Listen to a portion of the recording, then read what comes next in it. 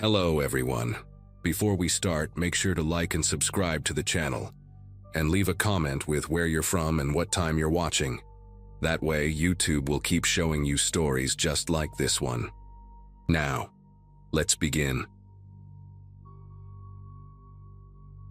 August heat pressed against the gymnasium windows that afternoon, making the air inside thick and heavy. I just finished my third tryout session for the varsity basketball team, sweat dripping onto the polished floor as Coach Garrett called out names from his clipboard. When he said mine, everything shifted. 16 years old, standing there in my worn-out Nikes, I couldn't believe I'd actually made the cut.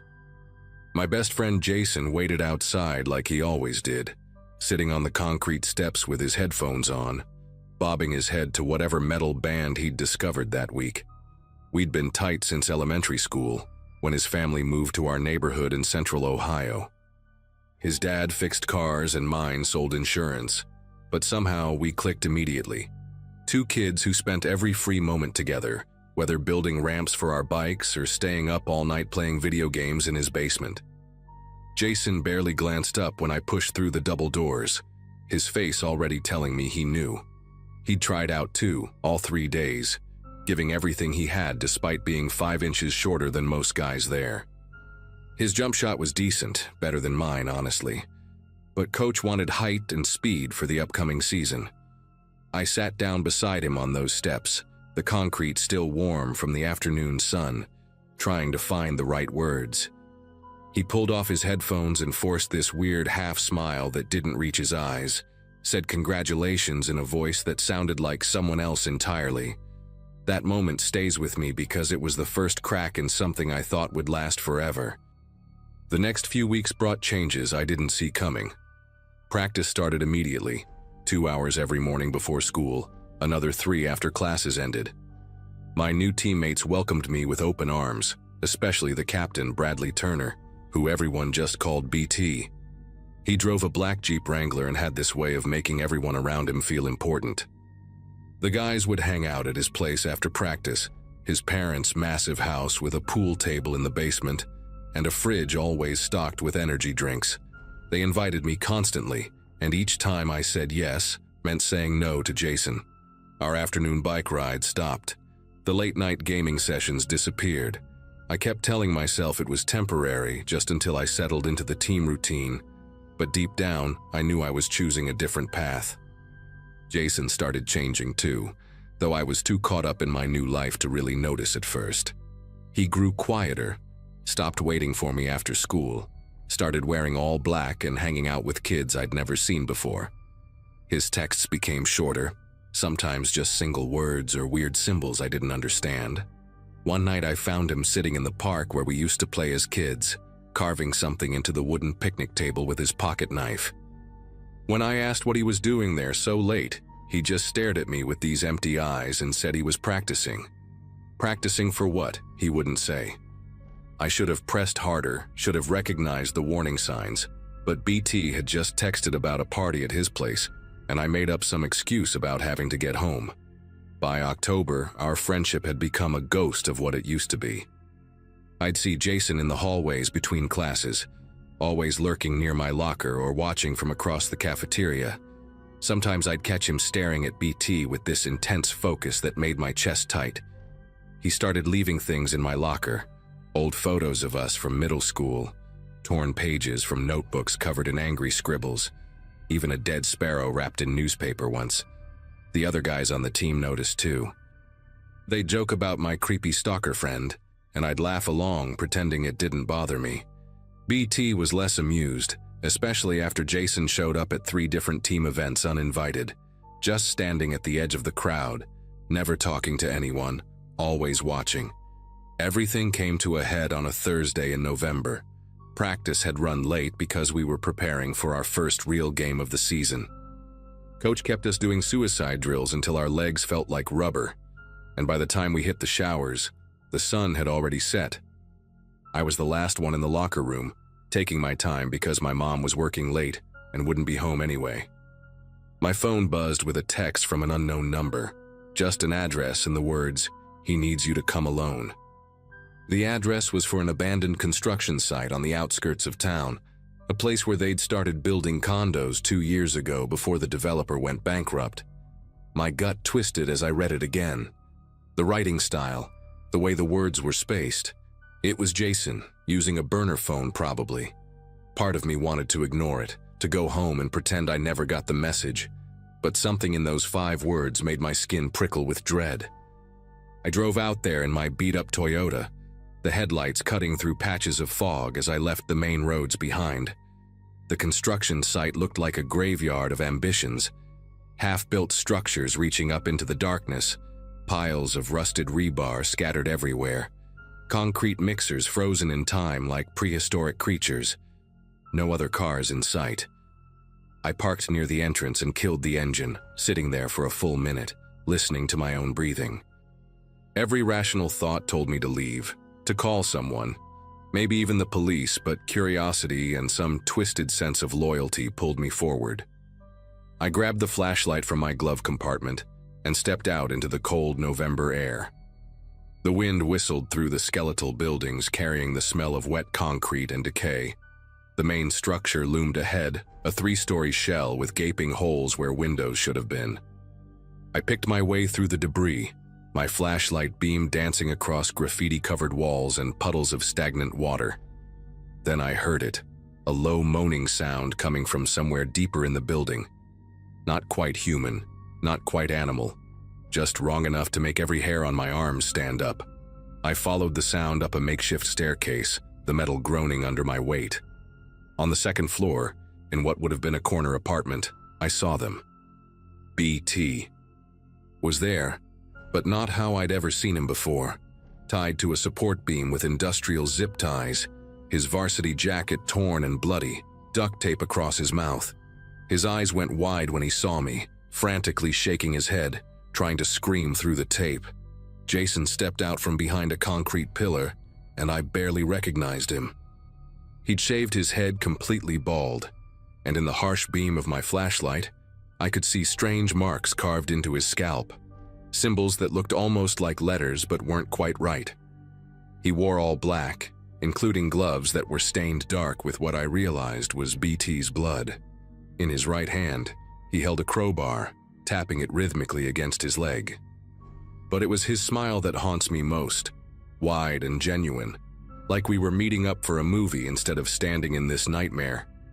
"You came," he said, his voice oddly cheerful. "I knew you would. Real friends always show up." He moved closer, and I could see his pupils were dilated so wide his eyes looked completely black. "We need to talk about loyalty, about what happens when people forget where they came from." I tried to keep my voice steady, tried to reach whatever was left of my old friend in there. Asked him to let BT go, told him we could work this out, that I was sorry for everything. Jason laughed, but it came out broken, like static on a bad radio connection. He walked over to BT and pressed the crowbar against his ribs, making him writhe against the restraints. "You think sorry fixes anything? You think sorry brings back 8 years of friendship you threw away for this?" He gestured wildly at BT with the crowbar. "He doesn't even know your middle name, doesn't know you're afraid of moths, or that you still sleep with that ratty stuffed dinosaur your dad gave you before he left. I know everything about you, and you replaced me with someone who sees you as just another teammate." The crowbar came down hard on BT. His knee, and even through the duct tape, his scream was piercing. Jason turned back to me, tears streaming down his face now, mixing with the dried blood on his cheeks. "But I'm going to fix everything. After tonight, you'll never forget me again." That's when I noticed the jerry can in the corner, the smell of gasoline suddenly overwhelming in the enclosed space. Jason saw me looking and nodded enthusiastically, like a kid showing off a school project. "Fire purifies," he said, picking up the can and starting to splash gasoline around BT's feet. "Burns away the fake friendships, the lies, all of it. You're going to watch him burn, and then you're going to understand what real loss feels like." My mind raced, calculating distances, angles, possibilities. Jason was focused on his ritual, muttering words I couldn't understand, lost in his own delusion. I saw my chance when he set the can down to pull out a lighter. I charged forward, tackling him hard into the concrete wall. We went down in a tangle of limbs, the crowbar clattering across the floor. Jason was stronger than I remembered, fueled by whatever drugs were coursing through his system. But I had desperation on my side. We rolled through the gasoline puddles, throwing wild punches until I managed to get on top and pin his arms down. The police found us like that 20 minutes later, me holding Jason down while he screamed about betrayal and blood oaths, BT still tied to the beam but alive, the whole floor reeking of gasoline. Turns out BT had managed to activate the emergency SOS on his smartwatch before Jason took his phone. They took Jason away in restraints, still ranting about purification and true friendship. He's in a psychiatric facility now, has been for the past 2 years. They said he had a complete psychotic break, triggered by rejection and isolation. I quit the basketball team the next week, couldn't stand being in that gym anymore. BT recovered physically, but we never really talked after that night. Sometimes I drive past that construction site, now finished condos where young families live, and wonder if they ever feel the weight of what almost happened there. I still have nightmares about Jason's face that night, about how someone I loved like a brother could transform into something unrecognizable. The guilt eats at me because I know I played a part in breaking him. Success isn't worth losing yourself, and it definitely isn't worth losing the people who knew you before you thought you were somebody special.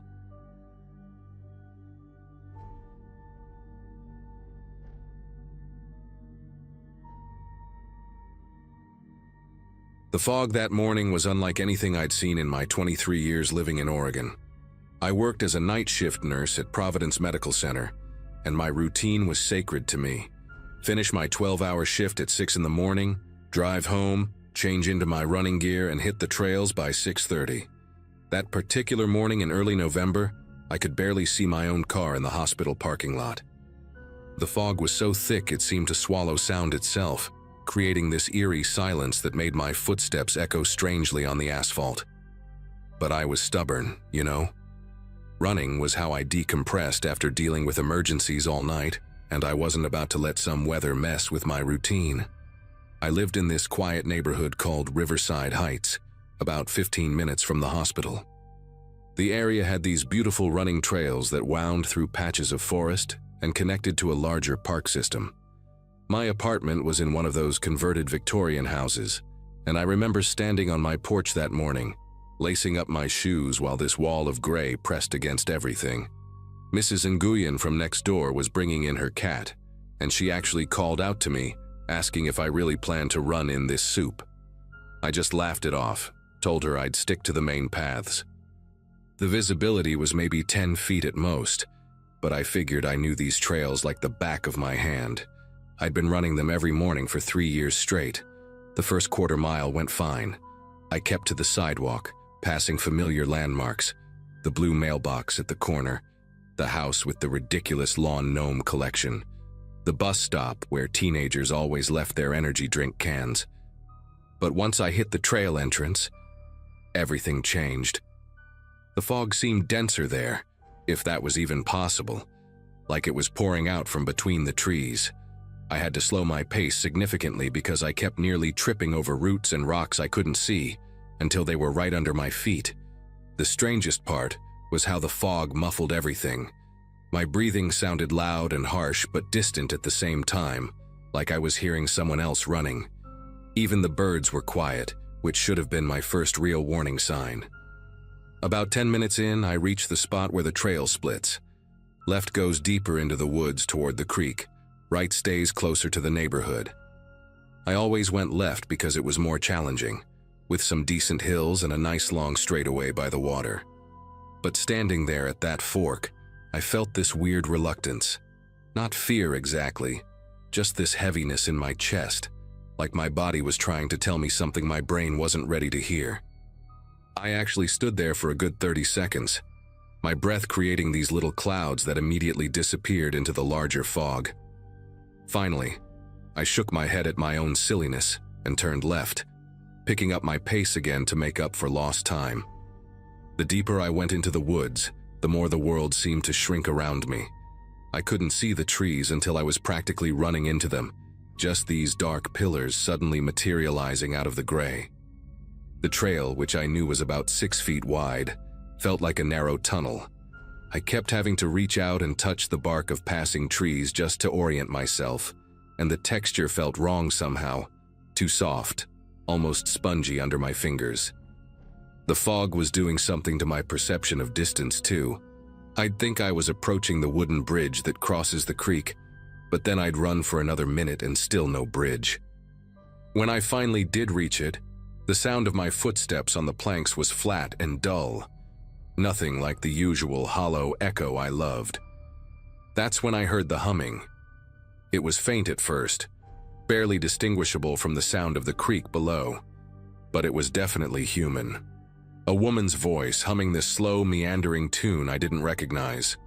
The melody kept breaking off and starting over, like she couldn't remember how it went. I slowed to a walk, my heart rate spiking for reasons that had nothing to do with exercise. The humming was coming from somewhere ahead, but in that fog, it could have been 20 feet or 200. I called out a tentative, "Hello?" and the humming stopped immediately. The silence that followed was so complete it made my ears ring. Then I heard footsteps, slow, uneven, like someone was dragging one foot. They were coming toward me. She emerged from the fog like something out of a nightmare. The first thing I saw was her hair, long, dark, and matted with what looked like mud or something else. She was wearing a white nightgown that was torn at the shoulder and stained with dark patches. Her feet were bare, which explained the dragging sound. Her left foot was leaving a smear of blood on the trail with each step. But it was her face that made me take an involuntary step backward. Her eyes were wide and unfocused, pupils dilated so much they looked black, and she had this expression of complete bewilderment, like she had no idea where she was. Her lips were moving, mouthing words I couldn't hear. And her right hand, God, her right hand was clenched around something dark and wet. "Are you okay?" I managed to ask, though my voice came out as barely a whisper. She tilted her head at the sound, and for a moment her eyes seemed to focus on me. Then she smiled, this horrible, vacant smile, and held up her clenched fist. "I found it," she said in a voice that was eerily calm. "He was hiding it from me, but I found it." She opened her hand, and I saw what she was holding. It was a finger. A human finger, still wearing a gold wedding band, the knuckle end ragged and wet.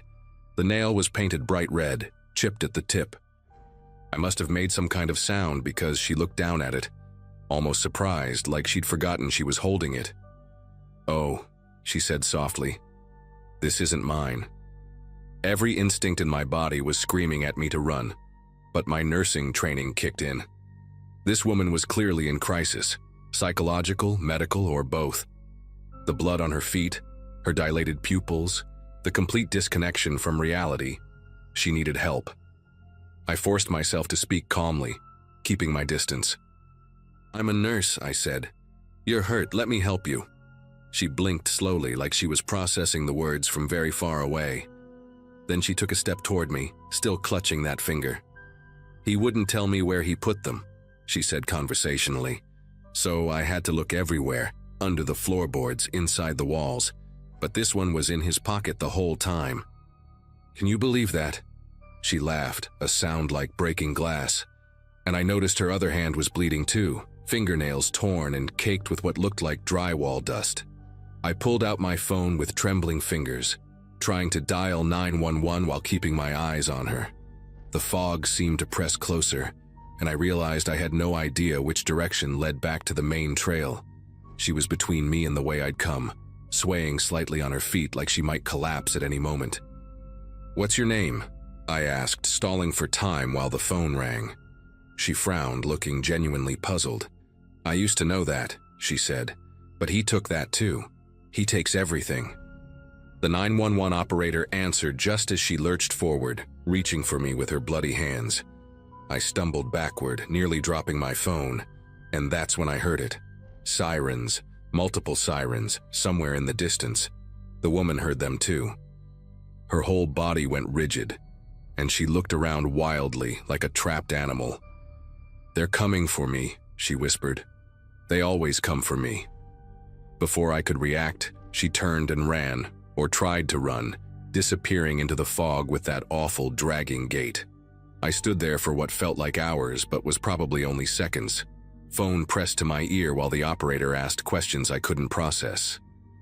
Finally, I managed to explain where I was, sort of, and that there was an injured woman who needed help. The operator told me to stay put, that officers were already in the area responding to an incident. I found a large tree and put my back against it, scanning the fog in every direction. The sirens were getting louder, and I could see flashes of red and blue light filtering through the mist. About 5 minutes later, 2 police officers appeared on the trail, flashlights cutting through the gloom. They looked tense, hands near their weapons. When they saw me, just a jogger in running gear, they relaxed slightly. "Ma'am, did you see a woman pass through here?" one asked. I nodded and started to explain, but he cut me off. "Which way did she go?" I pointed into the fog, and they took off running, talking rapidly into their radios. A third officer stayed with me, escorting me back to the main trail where more police cars and an ambulance were waiting. That's when I learned the truth. The woman's name was Diane Holbrook, and she'd been reported missing from a psychiatric facility 3 days earlier after attacking a staff member. But that wasn't the worst part. About an hour before I encountered her, her husband had called 911 from their home 2 miles away. She'd shown up at their house in the middle of the night. He'd been trying to get her involuntarily committed, which triggered her escape from the facility. When he wouldn't let her in, she'd broken a window and attacked him with a kitchen knife. He'd lost 3 fingers trying to defend himself before managing to lock himself in the bathroom. She'd fled when she heard the sirens. They found her about an hour later, hypothermic and catatonic, huddled under the wooden bridge I'd crossed. The finger she'd been carrying was her husband's index finger. He survived, thank God, though he needed multiple surgeries. As for me, I took a week off from running, and when I finally went back to the trails, I never ran alone in the fog again. Sometimes, on misty mornings, I still hear phantom humming in the distance, and I turn around and head straight home.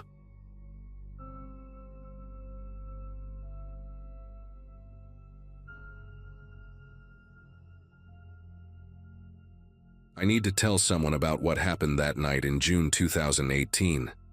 I was living in Sacramento then, barely scraping by doing things I'm not proud of, stealing wallets, breaking into cars, whatever kept the lights on.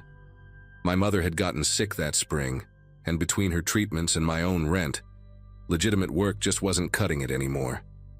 I'd been casing houses in Willowbrook, this pristine suburb where people left their garage doors open and Amazon packages sat on porches all day. There was this one place on Maple Street that caught my attention, a modest 2-story with overgrown hedges that gave it privacy from the neighbors. The owner was a paramedic named Christopher Walsh, and I'd watched him long enough to know his patterns. 4 days on, 3 days off, always left for his shift at 5:30 p.m. sharp in his navy blue uniform. That Thursday night, I knew Walsh was working until morning. I'd seen him leave earlier, medical bag slung over his shoulder, getting into his Ford Explorer like clockwork. The house sat dark except for a single porch light, and the nearest neighbor was separated by a thick row of evergreen trees. I remember sitting in my beat-up Corolla down the block, counting down the hours until midnight, telling myself this would be my last job. Just grab some electronics, maybe some jewelry, fence it all by the weekend, quick and clean. I'd done it dozens of times before, but something about that house made me hesitate. Maybe it was how the windows seemed to watch the street, or how even the shadows in the yard seemed deeper than they should be. But I pushed those thoughts aside. I needed the money, and Walsh wouldn't be home for hours. Getting inside was easier than it should have been. The back door had one of those old pin tumbler locks that I could pick in my sleep. No alarm system either, which surprised me given the neighborhood. I slipped through the kitchen, using my pen light to navigate past granite countertops and stainless steel appliances that probably cost more than my car. The place smelled weird though, not bad exactly, but clinical, like a hospital mixed with something sweet and metallic. I found the living room and started filling my backpack with the usual stuff. A tablet left on the coffee table, some vintage-looking watches from a display case, a small jewelry box from the mantel. The house was too quiet, the kind of quiet that makes you hear your own heartbeat. That's when I noticed the basement door. It was painted the same beige as the walls, almost invisible except for the heavy-duty deadbolt installed on the outside. Not to keep people out, to keep something in. I should have left right then. Should have taken what I had and gotten the hell out of there, but I kept thinking about what kind of valuables someone would lock up that securely. Maybe a safe or a collection worth real money. The deadbolt was new, a Medeco, but the wood around it was soft from years of settling. 5 minutes with my pry bar and I had it open. The smell hit me immediately. That same clinical sweetness, but stronger, mixed with something else, something organic and wrong. A wooden staircase descended into darkness, and I could hear a faint humming coming from below, like an old refrigerator or freezer running. Each step creaked under my weight as I descended, the penlight beam cutting through the darkness ahead of me. The basement was finished with drywall and fluorescent lights I didn't dare turn on. The humming grew louder, and now I could make out other sounds, a dripping faucet, the buzz of electricity, and something else. Something rhythmic, like breathing but not quite. The smell was overwhelming down here, making my eyes water and my throat burn. I covered my nose with my shirt and pushed forward, following a narrow hallway that led deeper into the basement. The walls were lined with metal shelving units, and as my light passed over them, I saw mason jars. Dozens of them, maybe hundreds, each filled with murky liquid and things, floating things. At first I thought they were medical specimens. Walsh was a paramedic after all. But then I saw the labels written in neat handwriting with dates and names. Melissa, 2016, third finger. Catherine, 2017, left ear. My brain couldn't process what I was seeing. The hallway opened into a larger room, and that's where I found her. She was maybe 19 or 20, zip-tied to a medical gurney in the center of the room, duct tape over her mouth, eyes wide with terror when my light hit her face. She was wearing a torn college sweatshirt, Cal State Sacramento, and one of her shoes was missing. The gurney was surrounded by medical equipment I recognized from movies. IV stands, those rolling tables with surgical tools, bright examination lights mounted on adjustable arms. But this wasn't a hospital. The concrete floor had dark stains spreading out from a drain in the center, and the walls were covered in photographs. Polaroids, hundreds of them, showing women at different stages of... I couldn't look at them.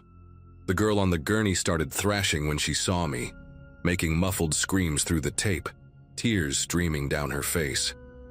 I rushed over and started cutting through the zip ties with my pocket knife, whispering for her to stay quiet, even though every instinct screamed at me to run. Her wrists were raw and bleeding where she'd been struggling against the restraints. As soon as I got the tape off her mouth, she gasped. "He'll be back. He always comes back during his break to check on me." "Please, please, we have to go now." But before I could get her legs free, we heard it. The unmistakable sound of a car door slamming outside. Heavy footsteps on the porch above us. The girl's whole body went rigid with panic. "Hide," she whispered, her voice cracking. "If he finds you here." The front door opened upstairs and we could hear Walsh's voice, humming some tune I didn't recognize. His footsteps moved through the house with casual familiarity, heading straight for the kitchen. Then they stopped, and I knew. He'd noticed the basement door. The change was immediate. The humming stopped, replaced by silence so complete I could hear the girl's ragged breathing beside me. Then came the slow, deliberate footsteps moving toward the basement door. "Amber?" Walsh's voice drifted down, conversational and calm. "I know you've been trying to get loose again. You know what happens when you make me come down there." The girl, Amber, grabbed my arm with her free hand, her nails digging into my skin. I looked around frantically for another exit, but there was only the one staircase. We were trapped. I pulled Amber behind one of the metal shelving units, pressing us both against the wall. The footsteps started down the stairs, each creak making my heart race faster. "Strange," Walsh said, his voice closer now. "I distinctly remember locking this door. Amber, have you been making friends?" His tone was playful, like this was all some kind of game. He reached the bottom of the stairs and I could see his shadow stretching across the floor through the gaps in the shelving. Walsh was bigger than I'd expected. Not tall exactly, but broad, with the kind of build that came from lifting bodies onto gurneys for a living. He walked slowly through his collection, running his fingers along the jars like a wine collector admiring his vintages. "You know, Amber, I've been thinking about you all evening. Had a cardiac arrest call earlier, elderly woman, didn't make it. The family was so grateful when I tried to save her. They have no idea that death follows me home." He laughed, a sound that made bile rise in my throat. Amber was trembling against me, her breath coming in short gasps that I was terrified he would hear. Walsh moved closer to our hiding spot, and I could see him clearly now. Still in his paramedic uniform, his badge reading C. Walsh, saving lives since 2009. The irony made me sick. Then his radio crackled to life.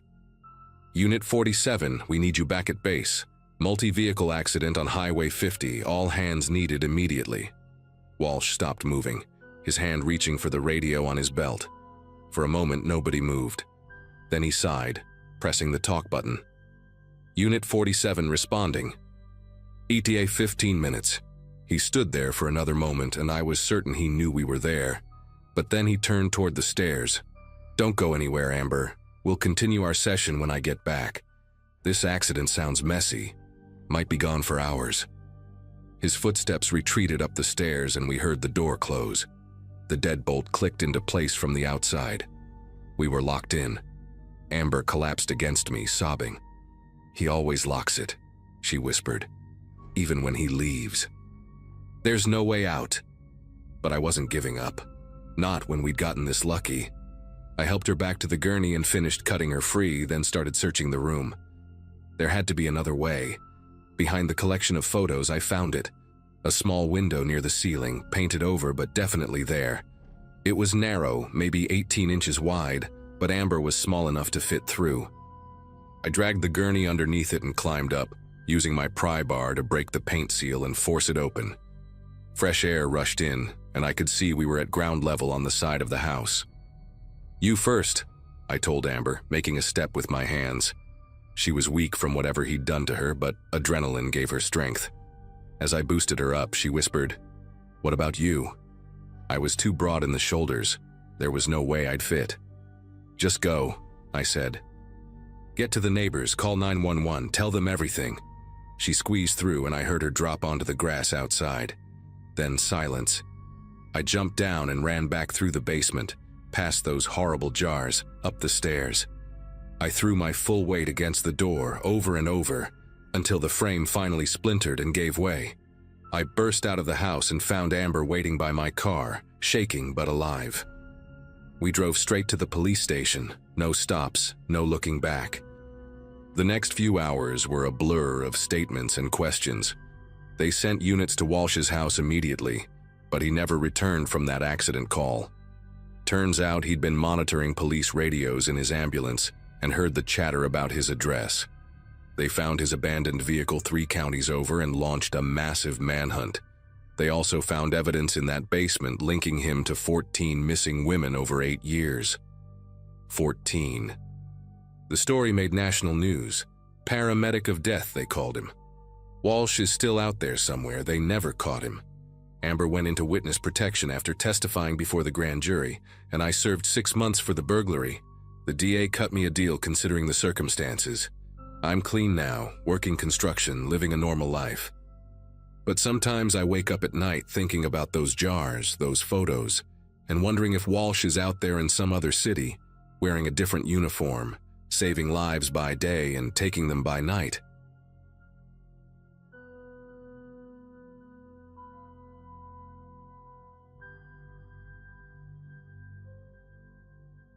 Thursday nights at the grocery store were always my thing.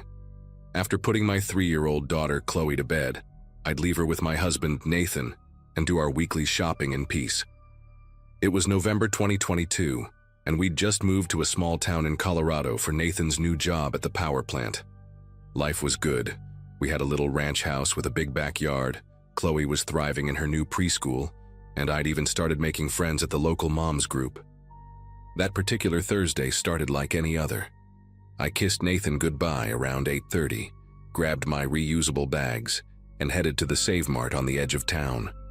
The parking lot was mostly empty by then, just a few cars scattered under those harsh yellow lights that made everything look sickly. I remember feeling accomplished as I loaded the groceries into my old Ford Explorer, got everything on my list, even scored some deals on Chloe's favorite yogurt. The temperature had dropped while I was inside, probably hit the low 30s, and I could see my breath fogging up in the cold air. When I turned the key, the engine made this horrible grinding noise, like metal scraping against metal. Then nothing. Just that clicking sound that tells you something seriously wrong.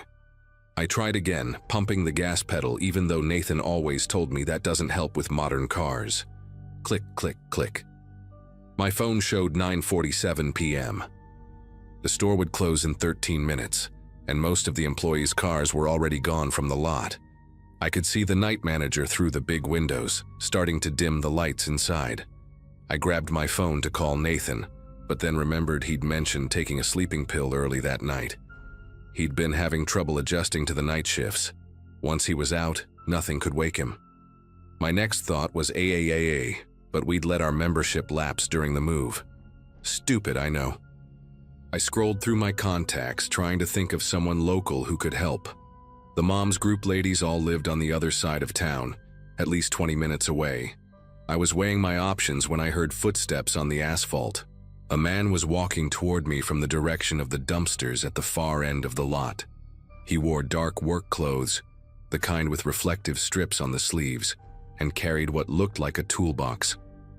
"Car trouble?" he called out, his voice carrying that friendly, helpful tone that makes you instinctively relax. He was maybe mid-40s, average height, with one of those faces that just looks trustworthy. You know the type, like someone's dad who coaches Little League. "Yeah, it won't start," I said, rolling down my window halfway. He had this easy smile, the kind where his whole face crinkled up, and I noticed he was wearing a baseball cap with Morrison Auto Repair stitched on it. Except it wasn't Morrison. It was something else, but the lighting made it hard to read. "Mind if I take a look?" he asked, already walking around to the front of my car. "I'm heading home from a late service call, but I've got a few minutes.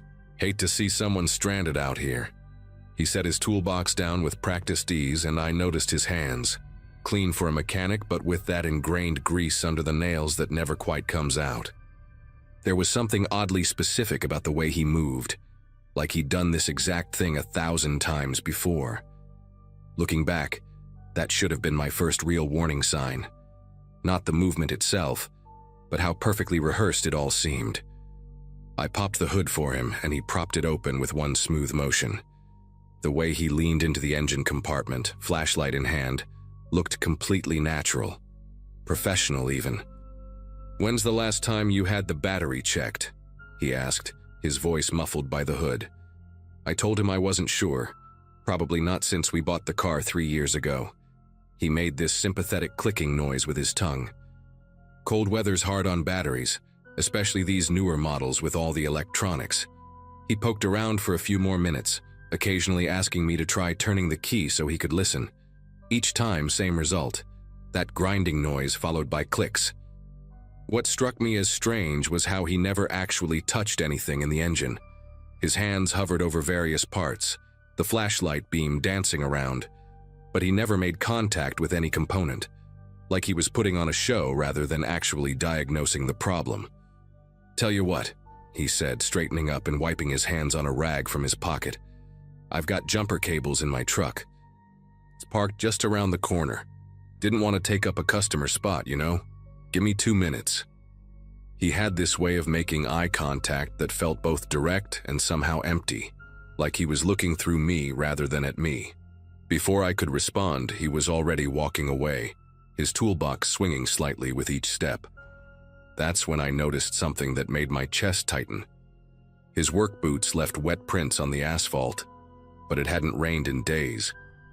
The parking lot was bone dry except for those footprints trailing back toward the dumpsters.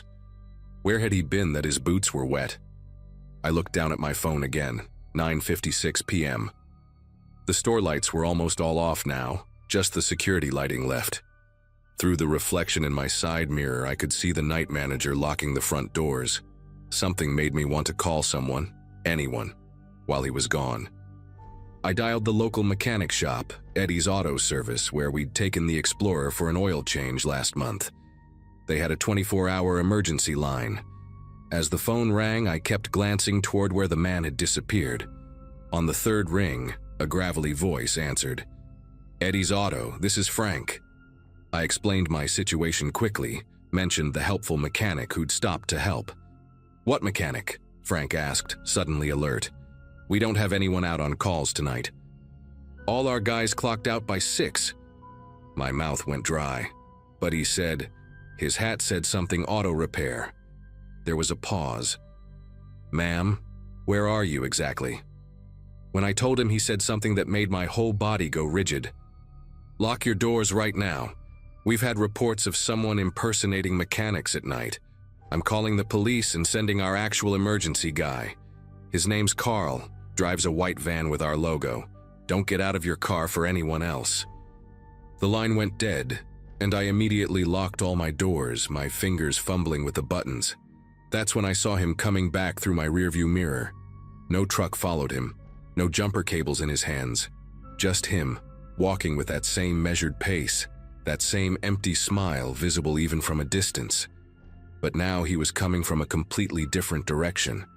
Not from where he'd said his truck was parked, but from the shadowy area behind the store where the delivery trucks unload. My heart was hammering so hard I could hear it in my ears. He approached my driver's side window and knocked gently, tilting his head when he saw the window was now rolled up tight. "Small problem," he said, his voice muffled through the glass. "Forgot my keys in your engine, need to grab them real quick." Keys. He hadn't put any keys in my engine, he hadn't put anything anywhere. I shook my head, not trusting my voice. His smile faltered for just a second, and in that moment his whole demeanor shifted. The mask slipped, and underneath was something cold and calculating. "Come on now," he said, his tone still friendly but with an edge that wasn't there before. "Just pop the hood, 2 seconds." He placed his hand flat against my window, and I could see dirt caked under those supposedly greasy fingernails. Not oil or grease, dirt. Like he'd been digging. His other hand moved to his toolbox, fingers drumming against the metal surface in an irregular rhythm that seemed almost anxious. Through the glass, I could hear him breathing, these short, sharp exhales that didn't match his calm expression. "I'm waiting for ADA," I lied, my voice coming out steadier than I felt. "They'll be here any minute." His hand pressed harder against the window, leaving a smudged print. "AAA? That's funny. See, I've been watching this lot for the past hour. No one's called anyone." That's when I noticed the earpiece, barely visible, a thin wire disappearing into his collar. Who was he talking to? Or worse, who was talking to him? The sound of sirens in the distance made him step back from my car. Not police sirens, different. A car alarm maybe, but getting closer. He looked toward the main road, then back at me, and his expression was no longer friendly at all. It was frustrated, angry even. Like a predator whose prey had somehow slipped the trap. "You got lucky," he said so quietly I almost couldn't hear it through the glass. Then louder with that fake friendliness again. "Looks like you've got help coming after all." He picked up his toolbox, gripping it differently now, holding it more like a weapon than a tool carrier, and started backing away. But he wasn't leaving. Not really. He moved to a dark sedan parked 3 spaces away, one I hadn't noticed before. The dome light came on when he opened the door, and I glimpsed someone else inside. A shadow in the passenger seat leaning forward, watching. The man tossed his toolbox in the back and slammed the door, but the engine didn't start. They just sat there, waiting. A white van with Eddie's Auto Service painted on the side pulled into the lot fast, tires squealing slightly on the turn. Right behind it, 2 police cruisers with lights blazing. The sedan's engine roared to life, and it peeled out of the parking space heading for the exit. But the police were ready. One cruiser blocked the exit while the other gave chase. The whole thing happened in maybe 30 seconds. but it felt like a lifetime. Carl from Eddie's jumped out of his van and jogged over to me, holding his ID up high so I could see it clearly through the windshield. Only then did I unlock my door. "You okay, ma'am?" he asked, real concern in his voice. "Frank told me to get here fast. That was them, wasn't it? The guys who've been doing this?" I nodded, suddenly unable to stop shaking. Carl walked around to my hood, talking the whole time, explaining everything he was doing. "Let me just check." "Oh, Jesus." His face went pale. "Ma'am, step out of the car, please. Stay back." What Carl found under my hood still gives me nightmares. Wedged between the battery and the engine block was a hunting knife, positioned so that if I'd actually managed to start the car, the fan belt would have snapped and sent it flying. But that wasn't the worst part. There was a small device attached to the knife, something electronic with wires running to my brake lines. The police later told me it was homemade, designed to puncture the lines after a certain amount of pressure. If my car had started and I'd driven away, I would have lost my brakes within a mile. They caught both men trying to ram through the police blockade. In the sedan's trunk, they found zip ties, rope, a tarp, and 3 other license plates.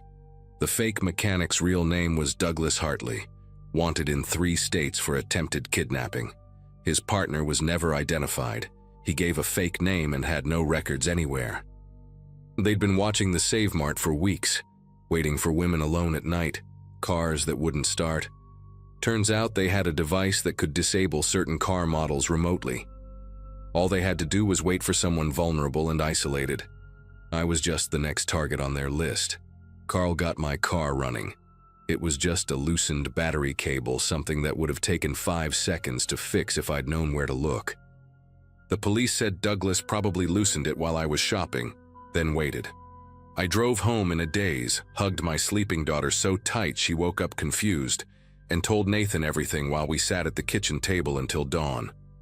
We installed security cameras the next day, and I never shop alone at night anymore. But mostly I think about that moment when I almost popped the hood for him a second time. How close I came to trusting that empty smile. How the only thing that saved me was deciding to verify his story with 1 phone call. Sometimes the smallest decisions make the biggest difference.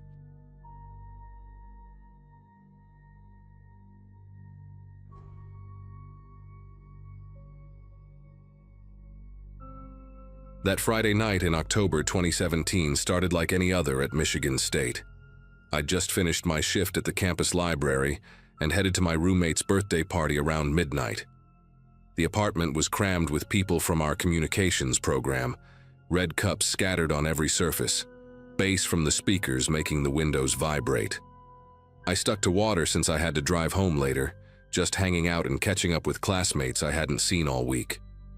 The place was alive with that specific energy you only get at college parties. Everyone talking too loud, laughing at everything, someone always trying to start a drinking game in the corner. By 2 a.m., the crowd was thinning out. Groups of friends were calling rides or making the trek back to the dorms, and I figured it was time to head to my apartment off campus. Brian Lawson was propped against the kitchen counter when I went to toss my cup in the trash. We had media ethics together, but had maybe exchanged 10 words all semester. He kept sliding down the wall and pulling himself back up, eyes unfocused, muttering about needing to get home. His friends had apparently left him behind. I'd seen them pile into someone's car an hour earlier. The guy was completely wasted, way past the fun drunk phase and deep into the barely functional territory.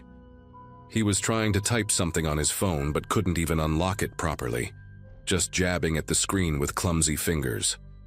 I asked if he had a ride coming and he just shook his head, then immediately grabbed the counter like the motion made him dizzy. I should have walked away. Everything about the situation screamed bad idea. This guy I barely knew, drunk out of his mind, needing help at 2 a.m. But there I was, watching him struggle to stay upright, thinking about how dangerous it would be if he tried to walk home alone. The campus had been having issues with muggings late at night, and Brian lived somewhere on the south side of town, at least a few miles away. Plus, it was getting cold. maybe 40 degrees outside, and he was just wearing a t-shirt. I kept thinking about my younger brother who'd just started college, imagining him in the same situation. After a minute of internal debate, I heard myself offering him a ride. Brian's face lit up with this sloppy, grateful smile, and he started thanking me over and over, his words all running together. Getting him to my car was an adventure. He insisted he could walk fine, then immediately tripped over the threshold of the apartment door. I had to basically prop him up with my shoulder, guiding him down 3 flights of stairs while he rambled about some girl named Ashley, who'd apparently been ignoring him all night. His breath reeked of cheap vodka and beer, that distinctive party smell that makes you gag. In the parking lot, he suddenly pushed away from me and started patting his pockets frantically, saying he'd lost his wallet.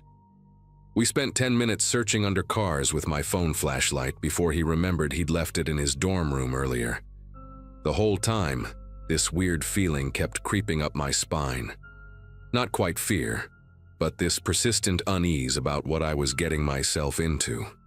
Once we got in my beat-up Corolla, Brian seemed to perk up a bit. He fidgeted with the radio, jumping between stations every few seconds, then suddenly got serious and asked if we could make a quick stop. Said he needed cigarettes and Red Bull for the morning, that there was a 24-hour gas station on the way to his place. I just wanted to drop him off and go home, but he kept insisting, even offered to buy me gas for the trouble. The way he said it was strange, though. His whole demeanor shifted, became more focused, almost calculating.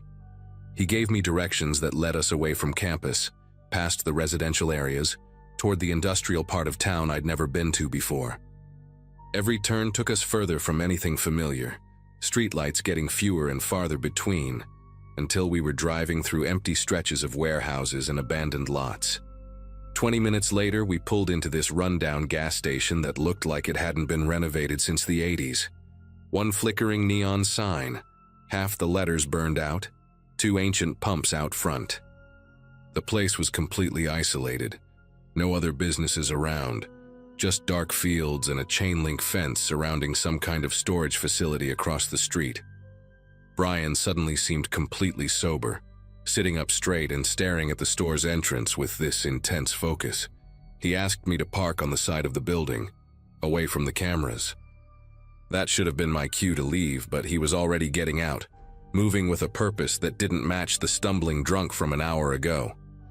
He turned back and looked at me through the passenger window, and his expression made my chest tighten. "Come in with me," he said, and it wasn't really a request. Inside my head, every alarm was going off. But Brian was standing there waiting, and something in his stance told me that driving away wasn't an option anymore. I turned off the engine with numb fingers and followed him toward the store. Through the grimy glass doors, I could see a single employee behind the counter, an older guy, maybe 60, watching a small TV mounted on the wall. Brian pulled something from his jacket as we walked, and my legs almost gave out when I saw the black metal of a pistol. He must have had it on him the whole time, at the party, in my car. "Just stay cool and nobody gets hurt," he said quietly, like we were discussing homework. "You're gonna buy some items while I handle the rest. Act natural." My mind went blank. This wasn't happening. I was supposed to be home in bed, not walking into an armed robbery at 3 a.m. with someone I barely knew from school. The electronic chime when we entered sounded like a funeral bell. The cashier glanced up briefly, then back at his TV, some old Western movie. Brian moved casually toward the back of the store while I stood frozen near the entrance, pretending to look at the candy display. My reflection in the glass case showed a pale face I didn't recognize, eyes too wide, jaw clenched tight. Brian was taking his time, picking up random items, a bag of chips, an energy drink, like any normal customer.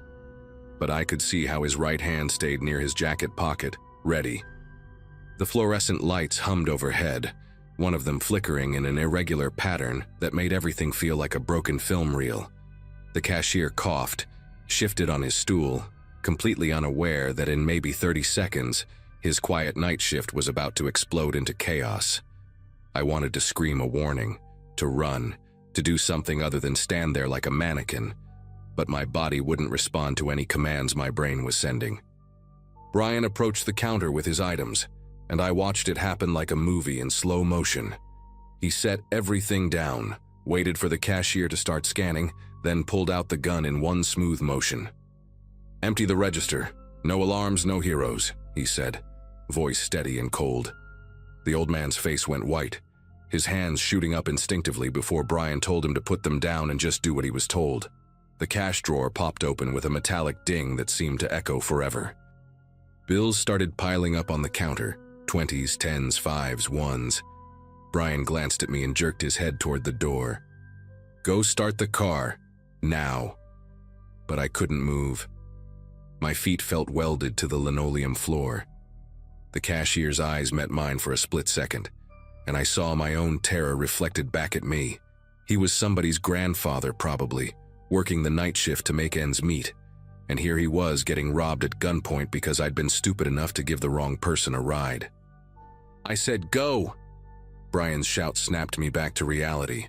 I stumbled backward, knocking over a display of chips, the bag scattering across the floor with a rustling crash. Outside, the cold air hit me like a slap. My car keys were slick in my sweaty palm as I fumbled with the lock. The engine turned over on the third try, and I sat there gripping the wheel, watching the store entrance. Part of me wanted to drive away, leave Brian stranded, but I knew he had my student ID from when we'd been looking for his wallet earlier. He knew my name, where I went to school, probably could find out where I lived. Plus, abandoning him might make things worse for the cashier inside. Through the windshield, I could see movement. Brian backing toward the door, gun still pointed at the counter. Time stretched like taffy. Seconds felt like hours. Then he was yanking the passenger door open, diving in with a plastic bag stuffed with cash, yelling at me to drive, drive, drive. I slammed the car into reverse, tires squealing as we peeled out of the parking lot and into the empty darkness of the road. The next few minutes were a blur of Brian shouting directions, my speedometer climbing past 80 on empty back roads, and the constant terror that police lights would appear in my rearview mirror any second. Brian was counting money, laughing like he'd just won the lottery, completely high on adrenaline. $3 grand, maybe more, easiest score ever. He tried to stuff some bills in my cup holder, saying it was my cut, but I knocked his hand away. Told him I didn't want any of it, just wanted to go home. That made him laugh harder. "Too late for that, college boy. You're in this now." And we drove for what felt like forever before he finally told me to pull over, near some apartment complex I didn't recognize. Before getting out, he leaned close, gun visible again in his waistband. "You did good tonight. Keep your mouth shut and we'll both be fine. I know where to find you if you get any stupid ideas about talking to cops." Then he was gone, disappearing between the buildings like a ghost, leaving me alone in my car, shaking uncontrollably. I sat there for probably 20 minutes trying to process what had just happened. My phone showed 4:17 a.m. In a few hours, students would be waking up for Saturday morning practices, grabbing breakfast, living their normal lives, and I'd be carrying this secret that felt like it was burning a hole through my chest. Somehow I made it back to my apartment, double-locked the door, and collapsed on my bed fully clothed. Didn't sleep at all, just stared at the ceiling replaying every moment, wondering how giving someone a ride home had turned into armed robbery. That morning, local news reported the gas station theft.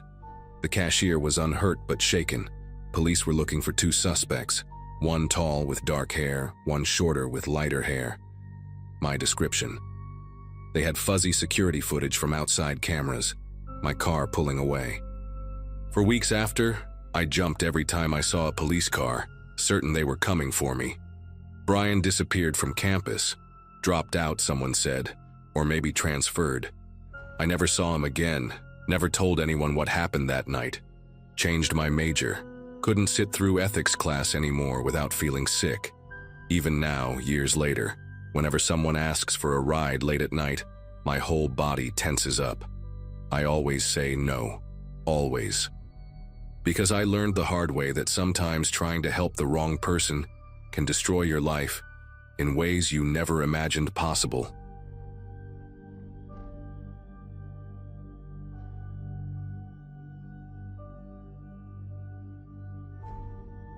The notification popped up on my phone around 3 p.m. that Thursday in March.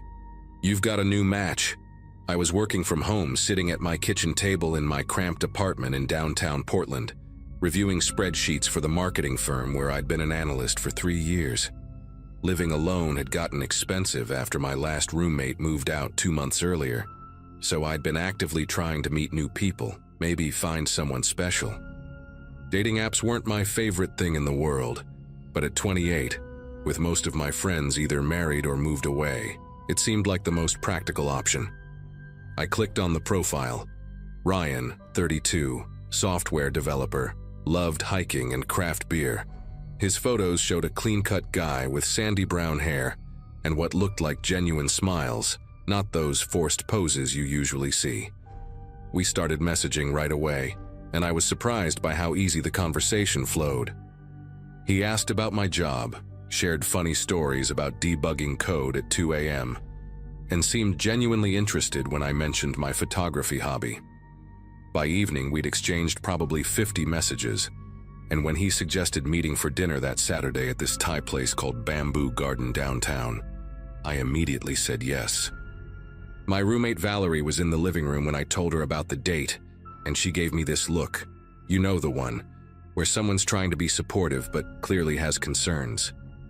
"Just be careful, okay? Maybe meet somewhere super public first, grab coffee or something," she said, pausing her Netflix show. I laughed it off, told her the restaurant was right on Morrison Street with tons of people around, and besides, we'd been talking for hours already. He seemed completely normal, even sent me a LinkedIn profile to prove he was who he said he was. Saturday came faster than expected.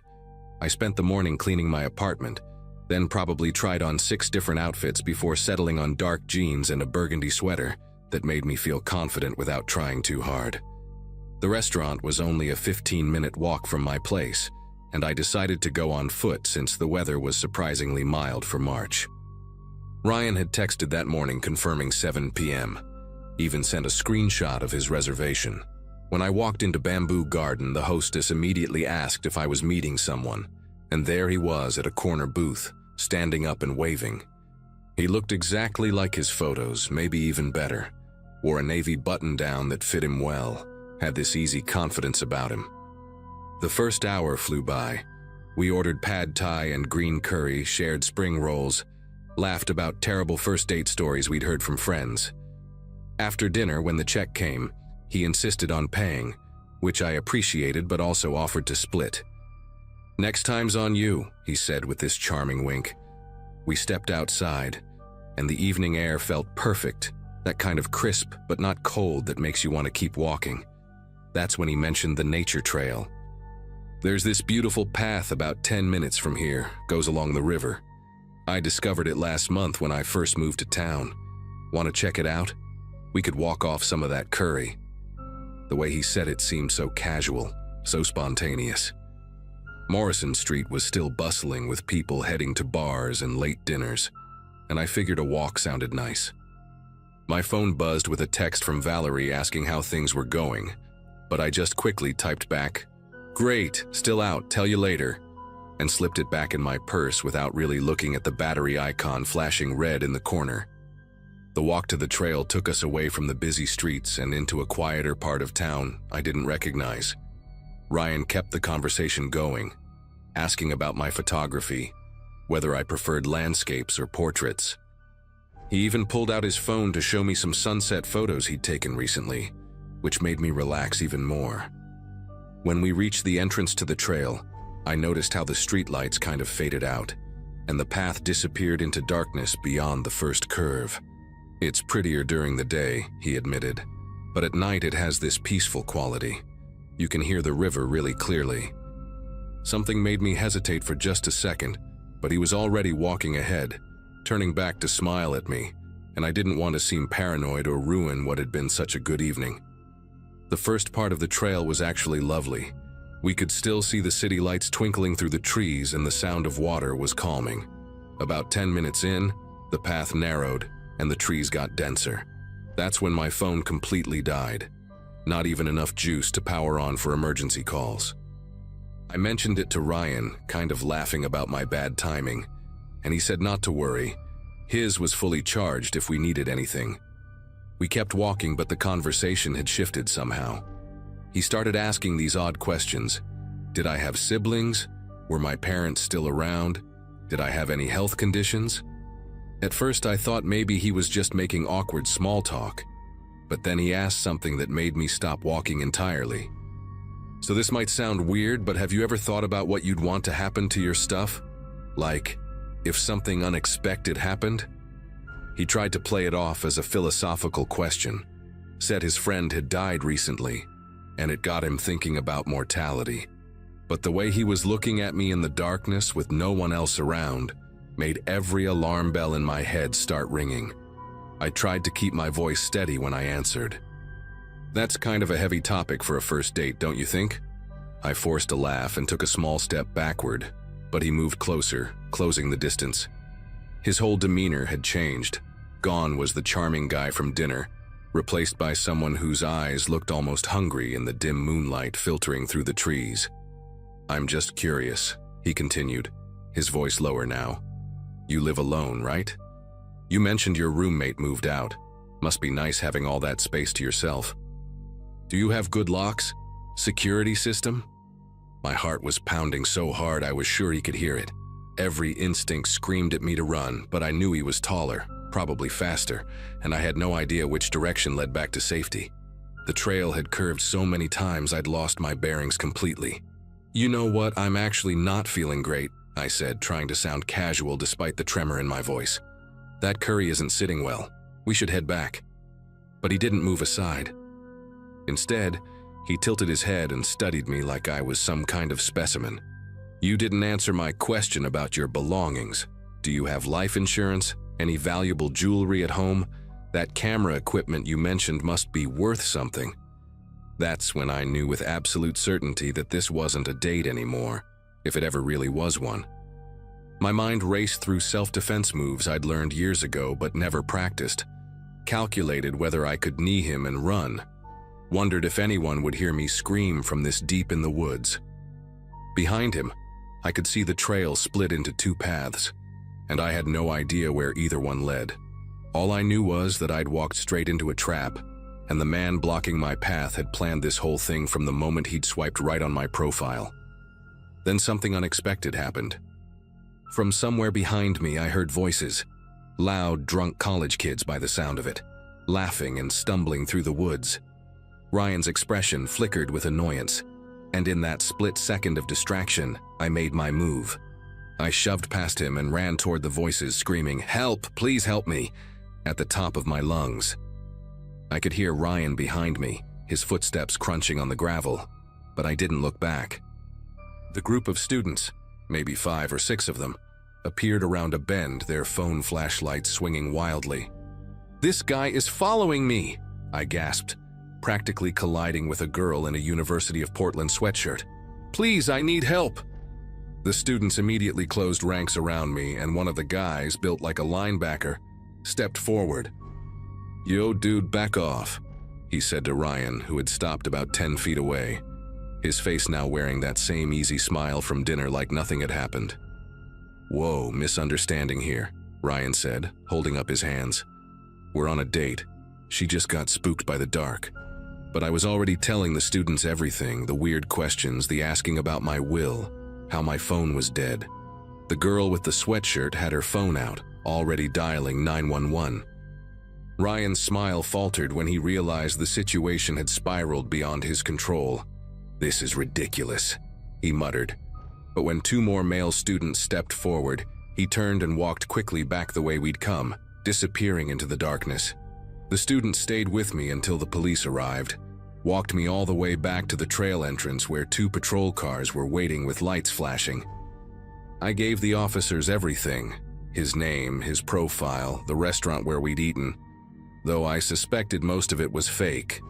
They took my statement, drove me home, and said they'd investigate, but warned me that guys like this often used burner phones and fake profiles.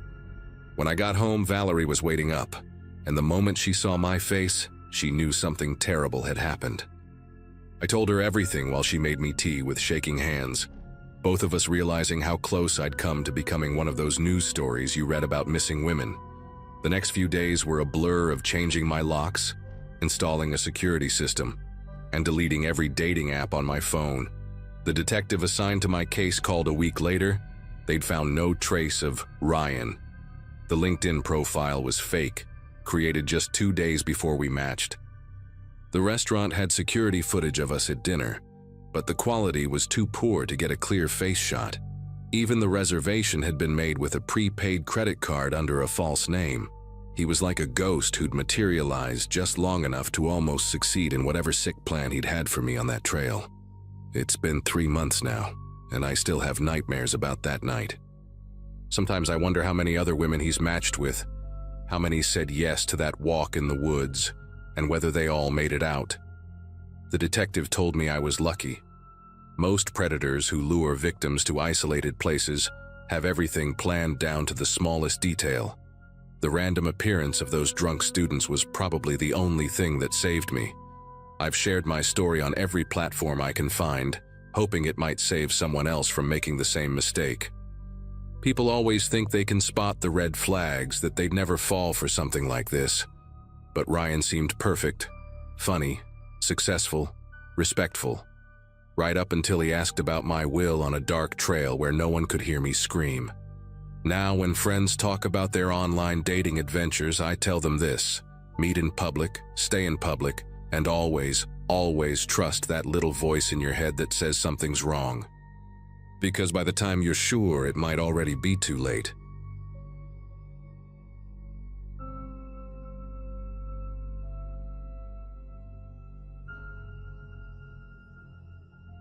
The day started like any other.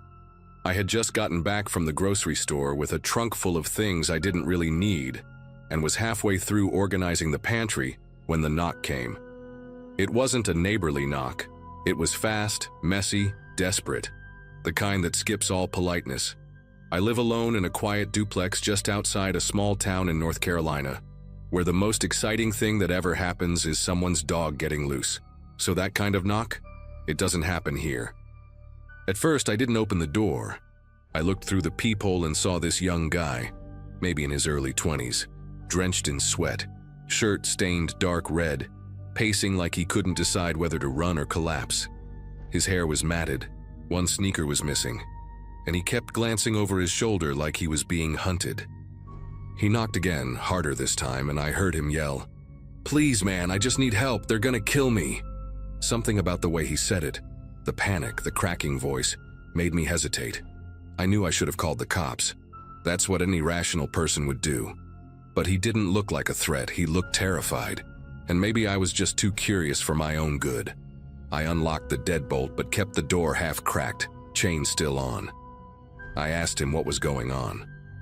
He started blurting out fragments, something about people chasing him, needing a phone, that he didn't want to die like his friend. His eyes weren't right, though. They were bouncing everywhere, locked on things that weren't there. I should have seen it then, but I didn't. He asked to come in, I said no. I told him I could call someone for him, but he shook his head so violently I thought he'd snap his own neck. "No cops, please, man. Just let me catch my breath, please." He sounded like someone about to fall apart right on my porch. Against every warning bell going off in my head, I undid the chain and opened the door. He stumbled in and immediately dropped to his knees, gasping like he'd run through fire. I closed the door behind him and told him to sit on the couch, but he just stayed there on the floor, head low, rocking slightly. I tried to ask what happened, if he was hurt, if someone was after him, but his answers kept breaking apart, like his brain was skipping tracks. He mumbled about a van, someone named Marcus, then started whispering numbers like he was reciting a code. I crouched to get a better look at his side, and that's when I noticed the blood wasn't coming from a wound, at least not a fresh one. It was crusted in patches, dried in some places, like he'd been bleeding for hours. There was something raw in the way he moved. His hands kept clenching and unclenching, not like he was in pain, more like he was bracing for something. I offered him water, but he just looked at me, blinking too fast, like I'd asked him in another language. Then out of nowhere, he muttered, "Do you hear that?" I told him no. He shot up to his feet and started pacing, muttering to himself, pressing his fingers against the sides of his head like he was trying to push something out. I stepped back and finally reached for my phone on the counter. That's when he snapped. He lunged before I even touched the screen. 1 second he was across the room, and the next he was grabbing my wrist and shoving me into the fridge door so hard the magnets flew off. I barely got a word out before he was yelling, not at me, but at someone else, someone who wasn't there. "You said you wouldn't follow me. You said we were done." His grip tightened and he threw me onto the floor like I weighed nothing. I remember the cold linoleum on my cheek and thinking, this guy's not scared. He's gone. I scrambled to my feet and tried to put the kitchen island between us, yelling at him to calm down, to sit, to let me help. But he was somewhere else entirely. He started ripping open drawers, knocking over chairs, mumbling that they planted microphones and the walls were full of eyes. I didn't see a junkie or a kid in trouble anymore. I saw someone fully consumed by whatever hell was playing out in his head. And I was stuck in the middle of it with no backup, no weapon, and no way to reason with someone that disconnected from reality. I backed into the hallway, trying to keep something solid between us, but he followed fast. He wasn't yelling anymore. Now he was whispering, low and sharp, like we were both hiding from something only he could see. He kept saying, "They know," and "It's in the walls," dragging his fingers along the paint like he could feel something pulsing behind it. That's when he turned toward me again, not with rage this time, but with this wide-eyed certainty, like I was part of whatever nightmare he thought he was in. He charged. I didn't have time to think. I grabbed the only thing nearby, a lamp, and swung it as hard as I could. It connected with a sickening crunch, and he collapsed against the wall, then slumped to the floor. I stood there shaking, not because I was hurt, but because I had no idea if he was getting back up. I grabbed my phone and finally called 911. My voice cracked the whole way through the call. I couldn't even explain what was happening, just that someone was in my house, that he'd attacked me, that I didn't know who he was. While I waited, I locked myself in the bathroom and stayed there, listening to the silence, half expecting the door to burst open again. The cops and EMTs arrived fast. Turns out someone a few blocks away had already reported the guy earlier that day. Apparently he'd broken into a parked car outside a convenience store and then vanished before the police got there. He didn't have any ID on him, and they had to take him in for a psychiatric hold. One of the officers later told me it was likely he was in the middle of a meth-induced psychotic episode, probably hadn't slept in days. I gave my statement and watched them load him into the ambulance, strapped down and screaming at shadows only he could see. I changed the locks 2 days later. I still don't sleep well. Nothing like that had ever happened before, and I made one really bad call. I let chaos walk through my front door because it looked scared. I wanted to believe I could help, but now I look through the peephole a little longer. I trust silence more than words. And when I hear banging in the middle of the night, I don't open the door. I just listen and wait for it to go away.